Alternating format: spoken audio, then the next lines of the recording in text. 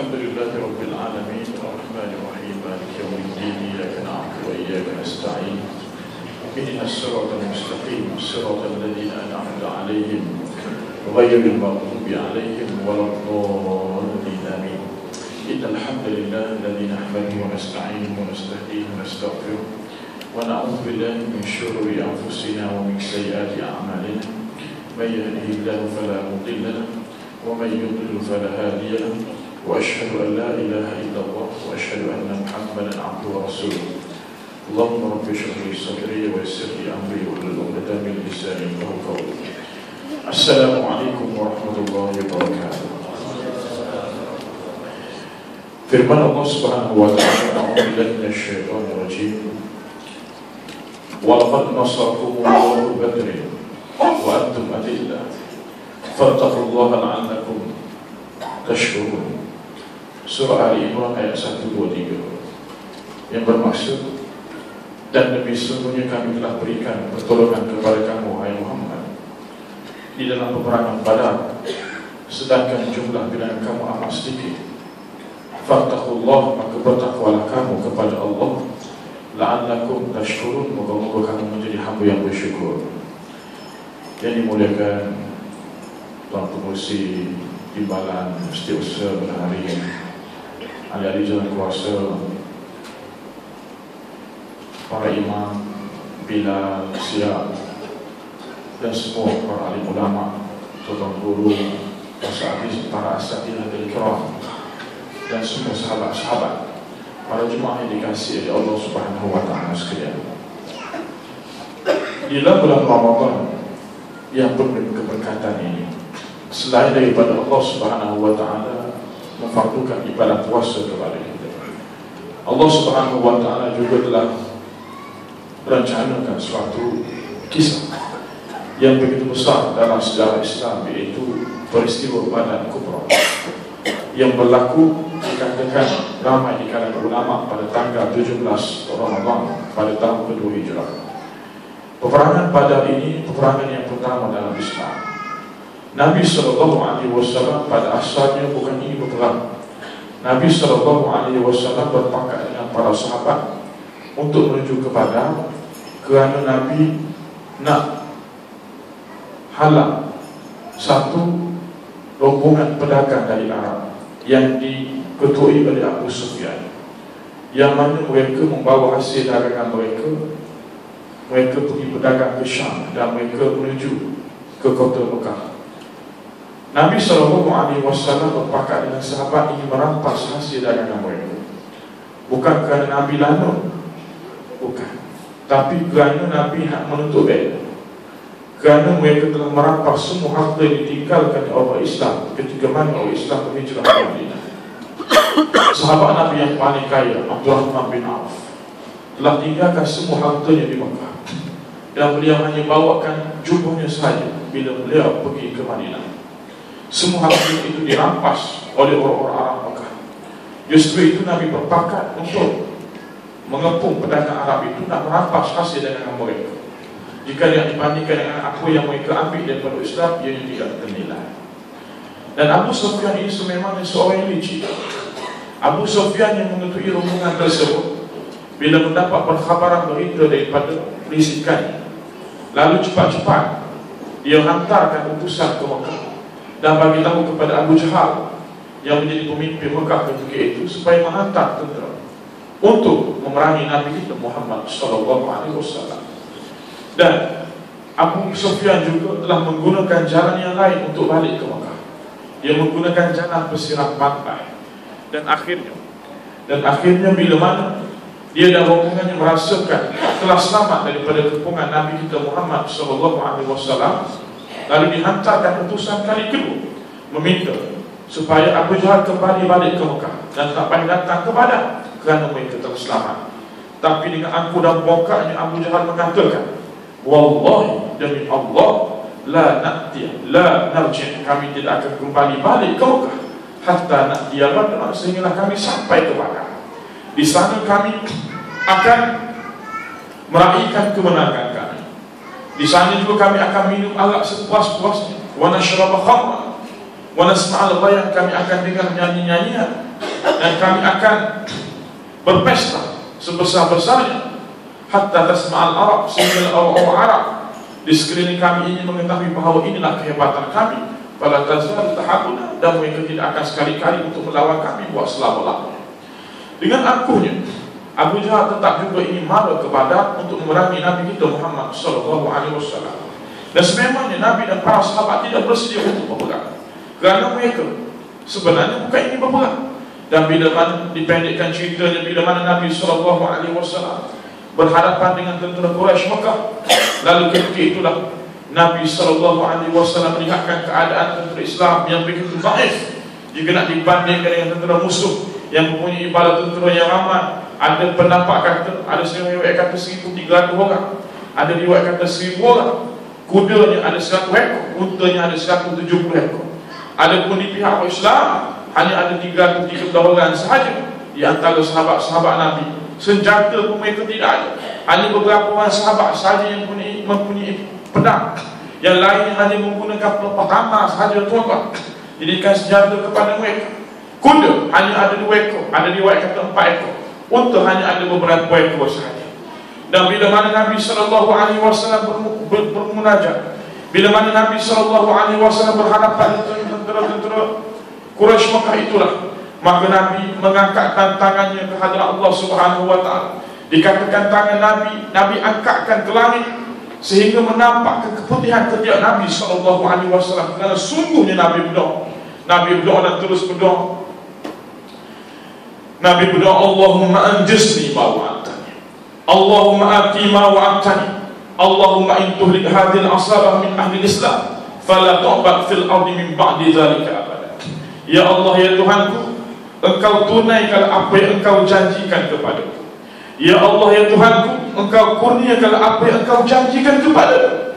Ya Allah, ya Tuhanku, jika sekiranya Engkau binasakan tentera Islam yang lemah ini, ya Allah, fala tu'bad, maka kamu tidak akan lagi disumpah fil ardi, di muka bumi ini, min ba'di dzalika abada, selepas daripada ini buat selama-lamanya. Nabi terus berdoa dan terus berdoa, tuan-tuan.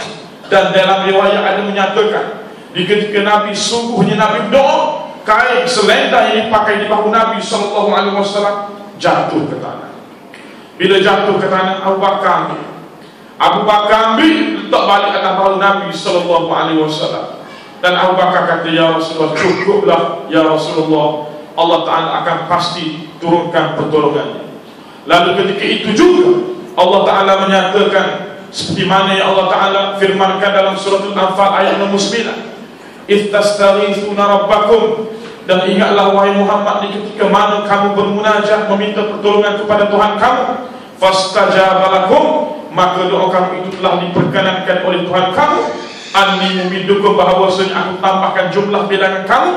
Anni mumidukum bi alfin, dengan menurunkan 1000 malaikat dari langit murdifi, dalam keadaan berbondong-bondong.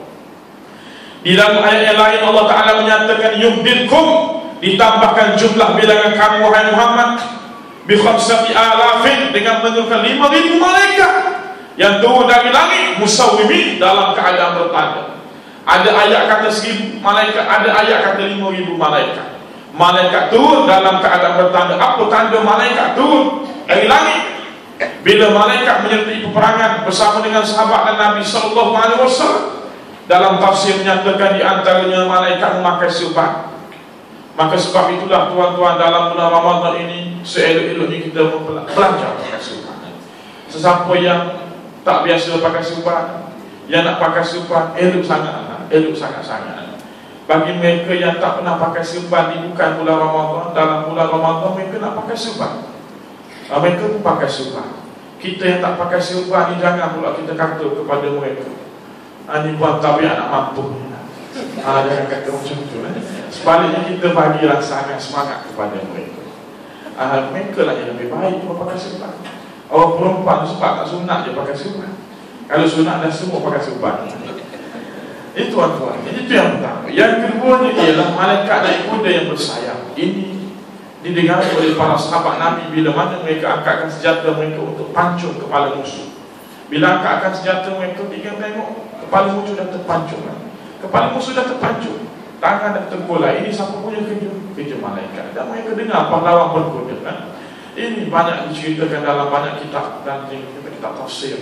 Tuan-tuan, inilah kehebatan doa Nabi SAW di dalam bulan Ramadan. Justru itu tuan-tuan, saya ingatkan kepada saya dan tuan-tuan semua, kita jangan miss dalam doa. Jangan miss berdoa dalam bulan Ramadan. Tambah-tambah lagi di saat kita nak berbuka puasa.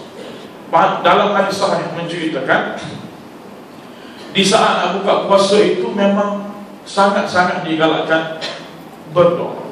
Doa itu mustajab. Di antara tempat doa mustajab. Kita masuk buka puasa pukul 7.27 kan? 7.27. Jadi pukul 7 subuh tu boleh start doa. Kalau pukul 7 dah berdoa, dah lembek juga. Kalau tak ada kat setengah jam. Itu subuh dah boleh berdoa dah, tuan-tuan. Jangan habis berdoa. Doa lah jika sekiranya anak-anak kita keras kepala, tak dengar cakap kita, kita doakan agar Allah Ta'ala lembutkan hati mereka. Para isteri doakan semoga suami baik hati mereka. Suami juga doakan kepada isteri ataupun kepada isteri-isteri mereka, supaya lembut hati, berbaik di antara satu sama lain dan sebagainya. Doalah apa saja, pasti dimustajabkan. Laisa bainana Allah hijab. Nabi kita pada bulan Ramadan ini tidak ada di antara kita dengan Allah Ta'ala hijab. Hijab ini dinding. Dinding inilah yang menghalang doa kita nampak sampai kepada Allah Ta'ala. Ada di antara kita dindingnya dengan Allah Ta'ala itu tebal. Ada orang tu dinding dia dengan Allah Ta'ala nipis.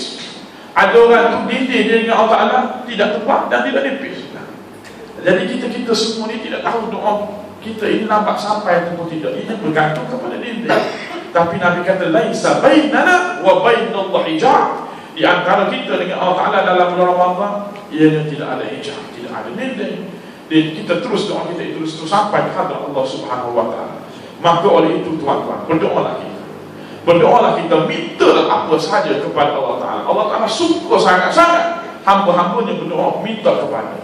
Dan Allah Ta'ala murka sangat-sangat kepada hamba yang tidak berdoa kepada. Itu yang pertama. Yang kedua, tuan-tuan, sahabat-sahabat yang kasih Allah Ta'ala sekalian, sememangnya Allah Subhanahu wa Ta'ala sayang kepada kita. Sebab itulah Allah Ta'ala berikan bulan Ramadan. Dikatakan umat-umat Nabi-Nabi yang lalu, umat Nabi Musa, umat Nabi Isa juga mereka berpuasa, tetapi bukan sebulan penuh seperti mana kita bulan Ramadan. Dalam bulan Ramadan ini Allah Ta'ala janjikan pahala yang berlimpah-limpah kali ganda untuk kita, khusus untuk umat Nabi SAW. Ada umat Nabi-Nabi yang lalu mereka berupaya melakukan ibadah yang lama sebab usia mereka panjang-panjang. Ada pun kita umat Nabi SAW, usia kita pendek-pendek.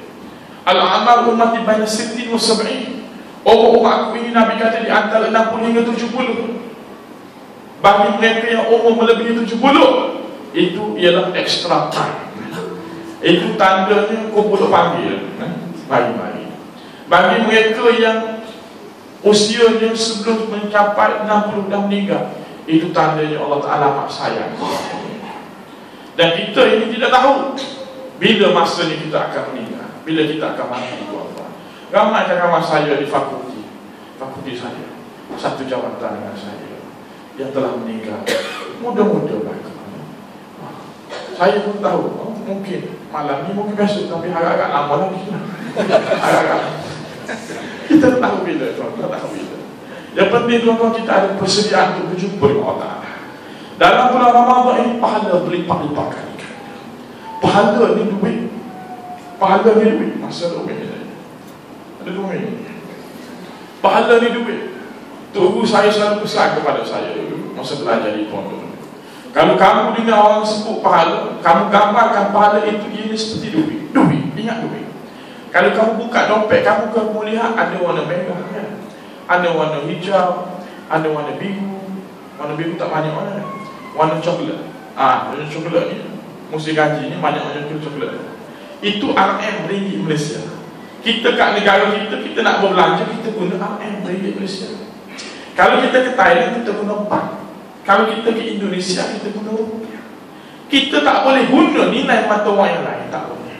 Ke Jepun kita guna yen, US kita guna dolar, UK kita guna pound. Kita di mana-mana negara ini ada nilai mata wang. Di negara Kemboja yang miskin itu pun ada nilai mata wangnya, namanya ray, tapi bukan ray kereta api. Ray. Kita nak beli air mineral, kita kena bayar dengan ray. Tak boleh kita beli, kita bayar dengan dolar. Dia ambil dolar tapi dia tak pulangkan balik dia. Kita kena guna nilai mata wang. Itu dunia. Di dunia pun dah berbeza nilai mata wang. Apatah lagi dunia dengan akhirat. Nilai mata wang akhirat itu namanya pahala. Pahala itu dalam bahasa Melayu yang diambil daripada bahasa Sanskrit, maknanya pahala. Dalam bahasa Arab disebut al-thawab ataupun al-ajr. Pahala inilah yang akan dapat tolong kita, dan kita kena gunakan pahala ini untuk kita berbelanja di hari akhirat nanti. Duit kita banyak mana sekalipun, bila kita meninggal nanti tidak akan dapat menolong kita. Sikit pun tidak akan dapat menolong kita. Ada orang tu duit dia, tuan-tuan, duit dia saja ada 10 trailer, tuan-tuan. Tuan-tuan bayangkan 1 trailer. Kenal trailer? Kenal. 10 trailer. Tuan-tuan bayangkan 1 trailer tu penuh dengan duit ya. Penuh duit 100. Ada 10 trailer. Dia wasiatkan kepada anak dia, kalau aku mati nanti kamu tolong masukkan duit aku ini ke dalam kubur aku. Agak-agaknya tuan-tuan, bila si bapaknya meninggal, si anaknya itu masuk ke tidak di bapak dia tadi? Masuk ke tidak? Masuk ke tidak? Mampu tak masuk? Mampu tak? Dia berbalah adalah kalau benda itu tidak lebih daripada yang lain adalah ini rugi kita, rugi. Kita belanja cepat tukar-tukarkan duit kita yang berlambak-lambak tu juta tu kepada pahala. Sia-sia saja kalau kita simpan. Kalau mati bukan tak tahu lagi main gunakan pada tempat yang mana, baik atau tidak. Dan kalau si anaknya itu masukkan duit bapak dia tadi ke dalam kubur bapak dia yang 10 trailer tadi, agak-agak malaikat tengok ke tidak? Malaikat tengok ke tidak tu? Malaikat jemput orang lain kata. Malaikat buat tahu benda. Dan malaikat tengoknya lah pahala. Pahala inilah yang buat tuan dapatkan tolong kita. Kita sememangnya ada melakukan dosa atas dunia ini. Dosa kita ini kalau disabit Allah Ta'ala mudah Allah Ta'ala ampunkan. Tapi yang Nabi bimbangkan dosa kita dengan manusia. Dosa kita dengan manusia ini sememangnya kita perlu minta ampun, minta maaf kepada manusia dulu. Itu step yang pertama. Yang kedua, barulah kita minta ampun kepada Allah Ta'ala. Tak boleh kita terus direct minta ampun kepada Allah Ta'ala bila kita melakukan dosa terhadap manusia. Itu caranya. Dan kalau kita tidak mampu nak minta ampun dengan dia di atas dunia hari ini, kita kena bayar di akhirat nanti. Saya nak cerita tuan-tuan, hari itu ada seorang lelaki, ada seorang hamba Allah. Dia orang bisnes. Dia telefon saya, nak jumpa saya. Saya pun pergilah jumpa dia di satu tempat. Dia bagi tahu saya dalam keadaan berbisik-bisik, malu-malu. Dan tengok muka dia, muka sedih, muka 10 muka sedih. Dia kata, Ustaz, saya nak cerita ke Ustaz. Saya baru-baru ni telah berzina dengan bini orang, Ustaz. Allah, saya tanya dia, macam mana pula kali ni boleh berlaku? Dia kata, saya pun tak tahu. Sebenarnya hari itu saya terjumpa balik kekasih lama saya. Kasih lama saya zaman muda-muda dulu, zaman kegemilangan dulu. Bila saya tengok dia tengok saya, bila mata berpandangan hati berdegupan.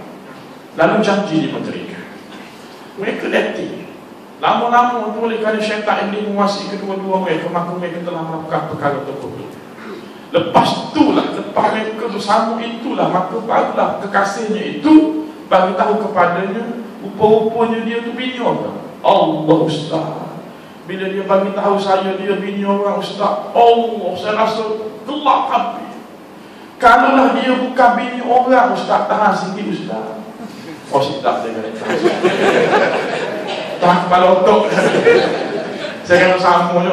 Kalau anak orang dosa ke bapak dia, kalau dengan bini orang dosa dengan suami dia, Allah, Ustaz, macam mana ni saya tengok. Bila kita berdosa dengan orang, kita kena pergi minta maaf dengan orang dulu. Macam mana saya nak pergi minta maaf dengan suami bukan saya itu, Ustaz?